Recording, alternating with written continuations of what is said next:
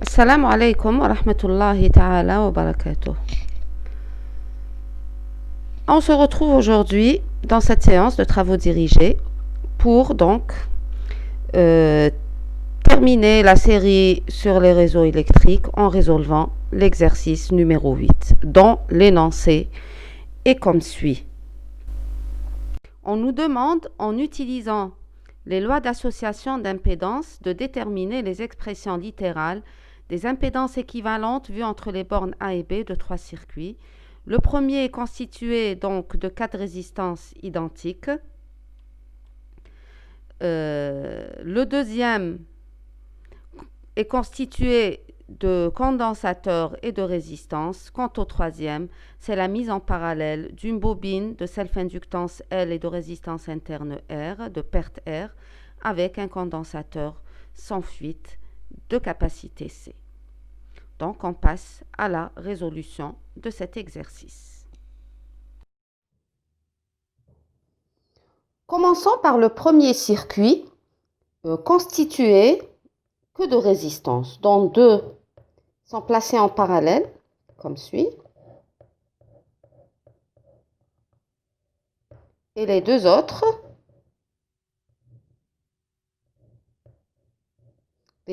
sont placés en série.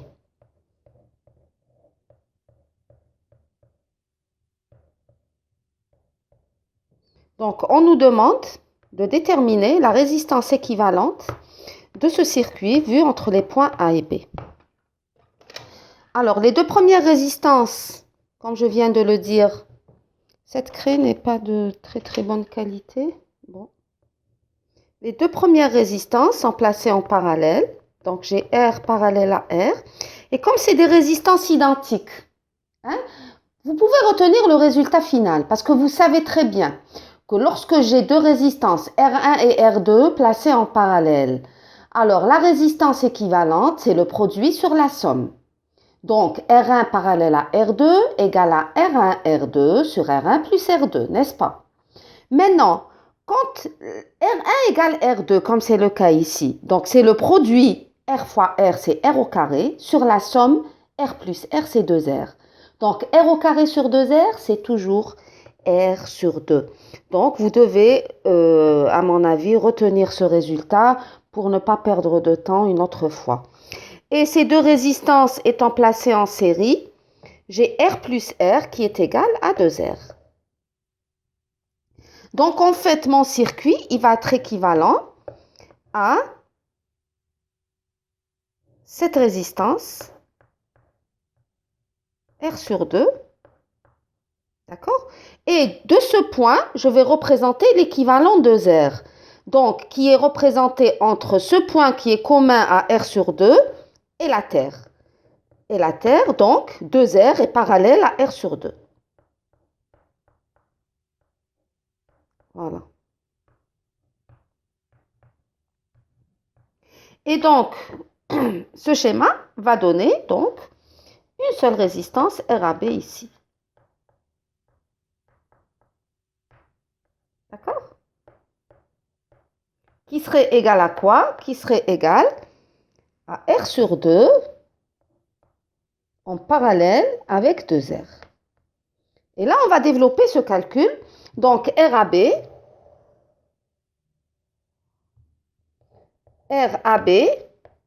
est égal. Donc, c'est le produit sur la somme. Donc, c'est R sur 2 multiplié par 2R divisé par R sur 2 plus 2R. Alors là, ce n'est pas la peine d'écrire une demi-page pour ce calcul. Le calcul mental, il est très important. Donc, on voit bien que ce 2 va disparaître avec ce 2. D'accord? Et là, je réduis au même dénominateur. Donc, le 2 de cette fraction va monter ici. Ça va donner 4R. D'accord?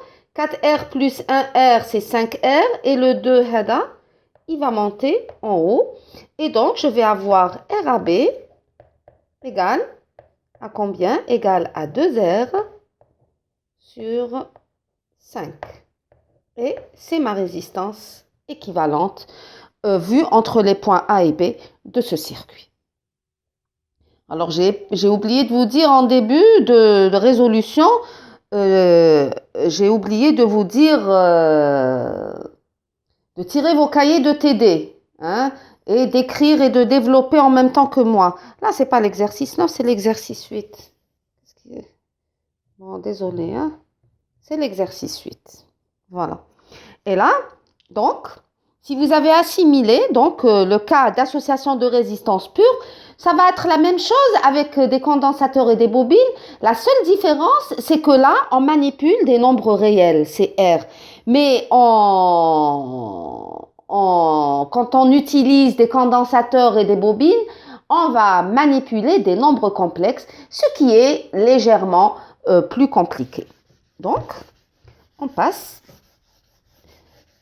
au deuxième circuit.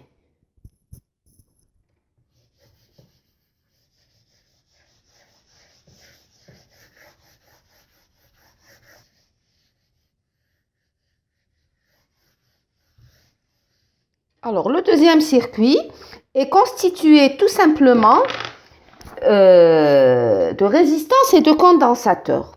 Donc, les deux premiers éléments, c'est-à-dire un condensateur et une résistance, sont placés en série. Ensuite, ces mêmes éléments, ils vont être placés en parallèle. Et le tout est placé en série. D'accord? Donc, là, c'est pour simplifier, on a pris les mêmes éléments pour ne pas alourdir les calculs. Donc, R en série avec le condensateur présente une impédance que j'appellerai ZS. Série, c'est une représentation série. Et R en parallèle avec C présente une association parallèle et présente une impédance Z parallèle. Donc, en fait, mon circuit va être représenté par une impédance ZS et une autre impédance Z parallèle qui est en parallèle avec elle.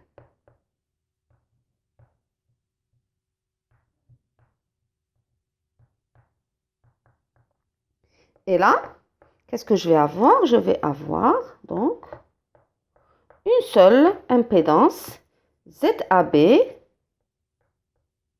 qui est égale à ZS plus Z parallèle. Et là,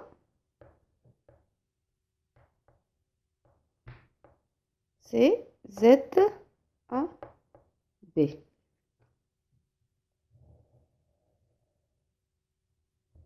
Maintenant, il suffit d'écrire. Donc, on est passé d'un circuit à plusieurs éléments, un circuit à une seule impédance ZAB qu'on va définir. Donc, on a écrit que ZAB était égal à ZS plus Z parallèle. On va développer ce que c'est que ZS et ce que c'est que Z parallèle. Donc, ZS, c'est quoi? C'est R plus ZC. Et c'est donc R plus 1 sur JC oméga. Je le laisse tel quel pour le moment. Et Z parallèle, c'est quoi? C'est R parallèle à ZC. Et c'est donc le produit sur la somme. Donc, c'est RZC sur R plus ZC. Alors, on va développer ce dernier terme, c'est-à-dire Z parallèle. Il est un peu plus compliqué, bien sûr, c'est évident, que ZS.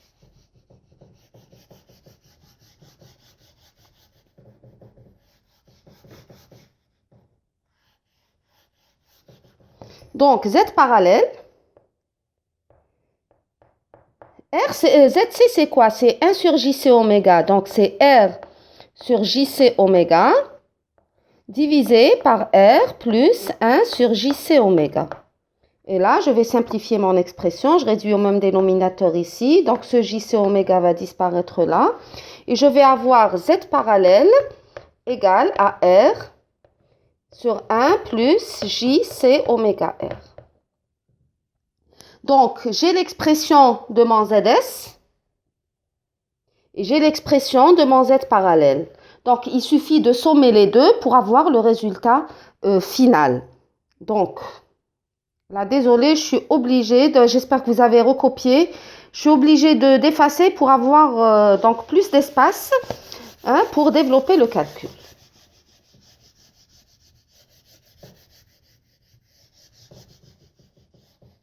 Donc, ZAB, on avait dit que c'était ZS qui était égal à R plus 1 sur JC oméga, plus Z parallèle qui était égal à R sur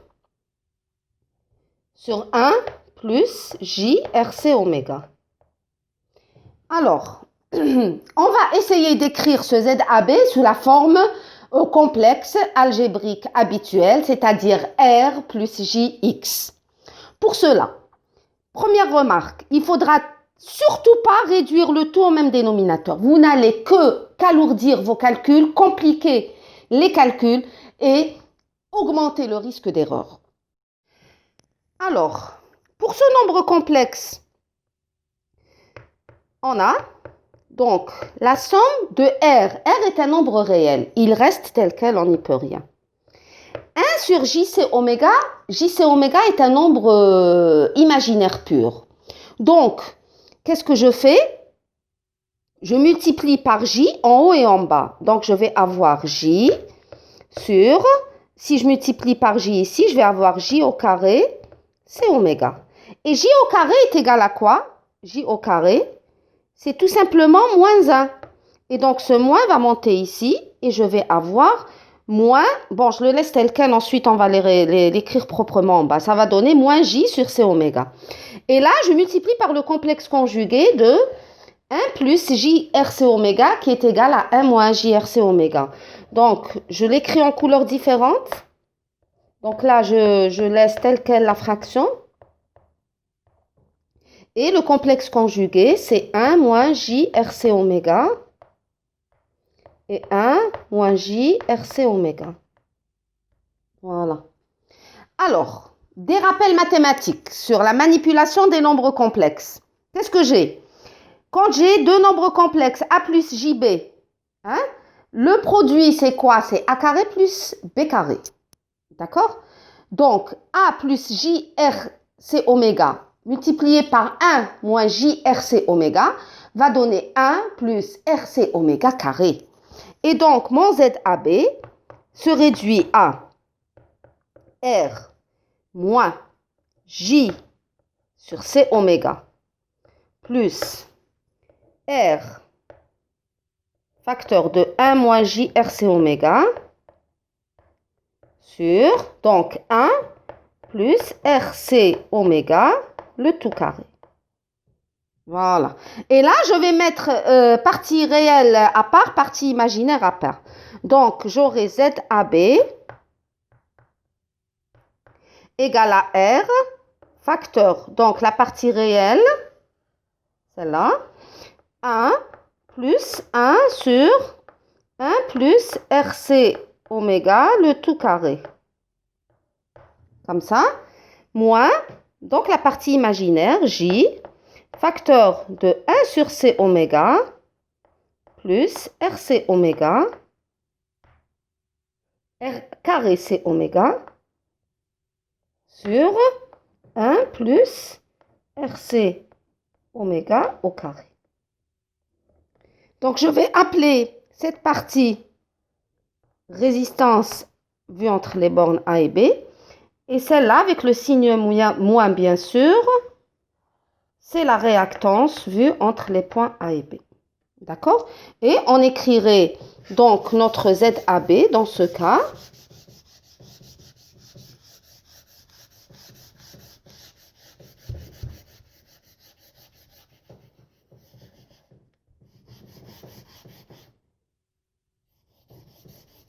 Notre ZAB devient sous la forme,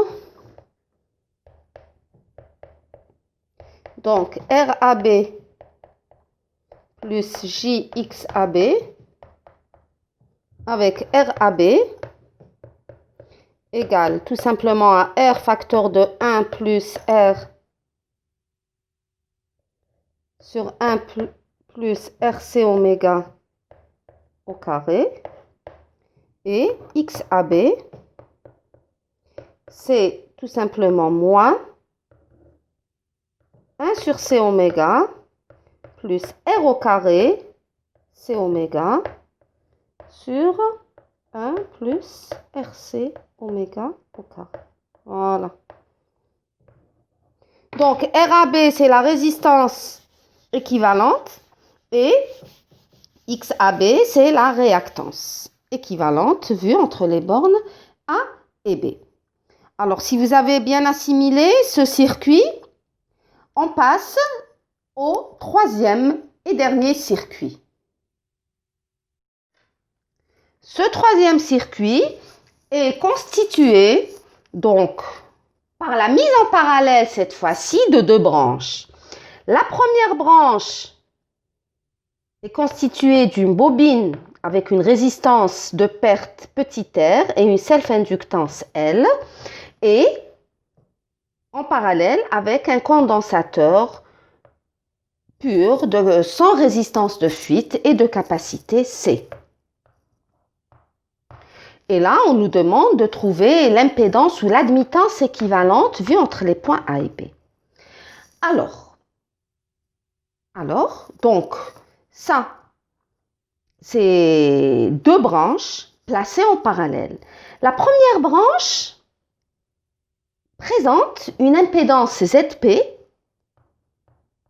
et donc une admittance aussi YP qui est égale à 1 sur ZP. La même chose pour le condensateur. Là, je la note ZL et non pas ZP. ZL, d'accord, on va laisser ZP pour...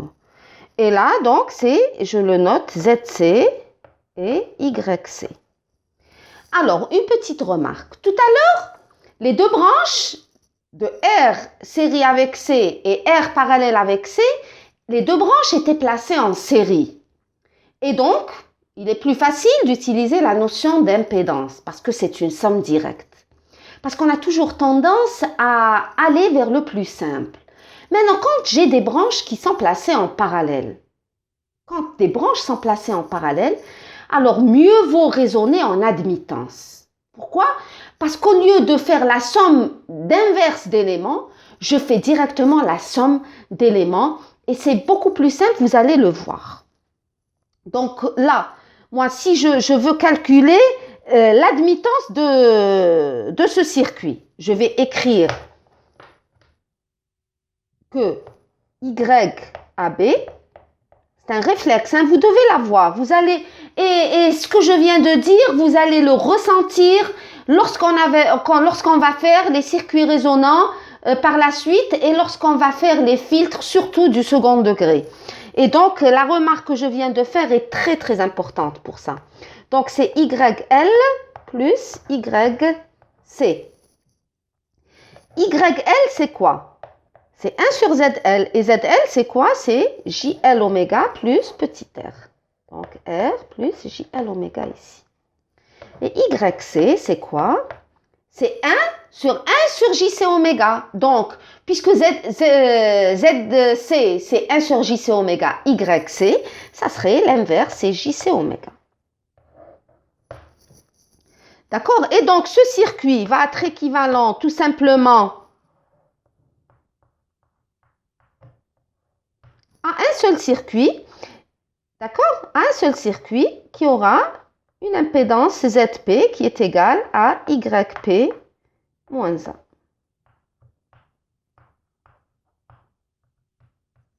D'accord? Ou YAB, c'est comme vous voulez. Alors maintenant, on va tout effacer. Hein? On va tout effacer et développer ce calcul. Alors, j'espère que vous avez recopié. Donc, j'efface. Cet exercice, en fait, il est simple. C'est tout simplement pour vous initier à manipuler donc les notions d'impédance et d'admittance. Alors, on a eu les trois cas, résistance pure, condensateur résistance et l'association des trois, c'est-à-dire self, résistance et condensateur.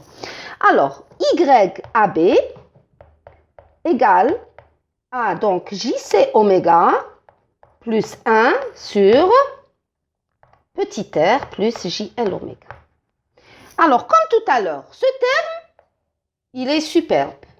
Hein? On n'y peut rien, il est sous la forme imaginaire pure.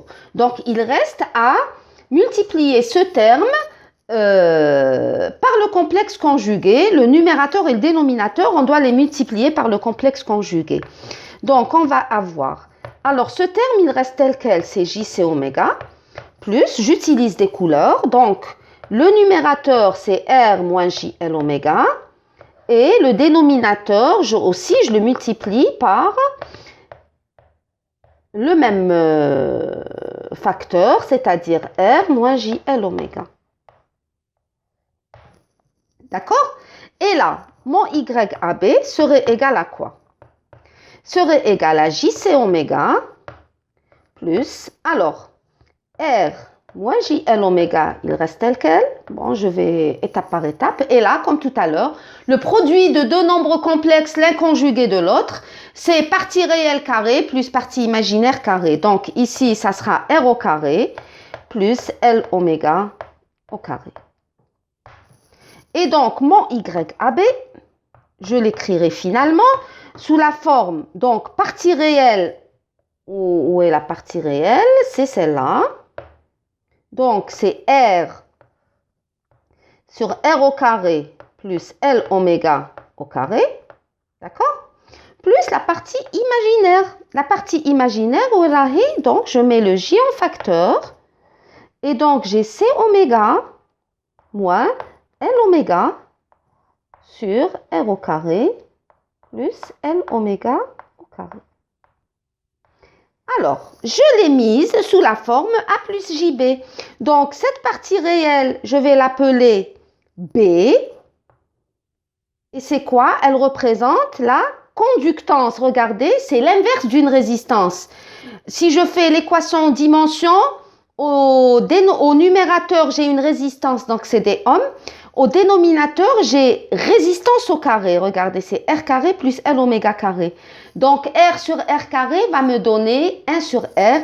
Et donc, c'est une conductance qui se mesure par des Siemens. D'accord? Ou des ohms moins 1. Même chose ici, on remarque que c'est des Siemens. Regardez, c'est C oméga, L oméga. Donc, c'est l'inverse d'une réactance. Et ce terme, je l'appellerai G, pardon. Et c'est une susceptance.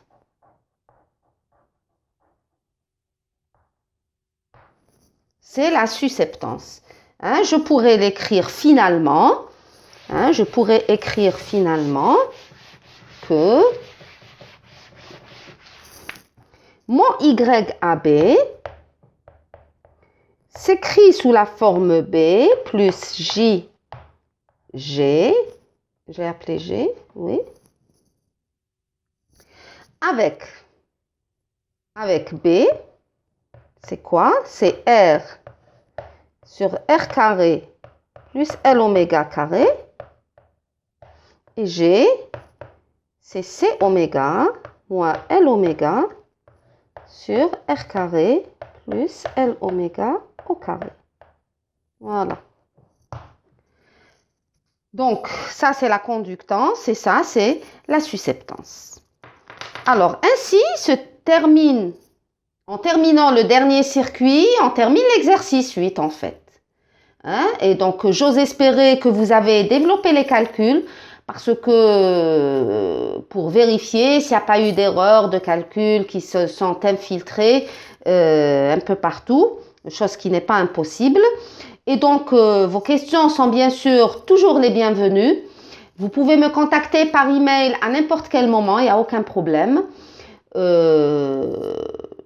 Et si vous n'avez pas de questions, je vous dis merci pour votre attention et au prochain TD, bi'idnillahi ta'ala. Et donc, assalamu alaikum wa rahmatullahi ta'ala wa barakatuh.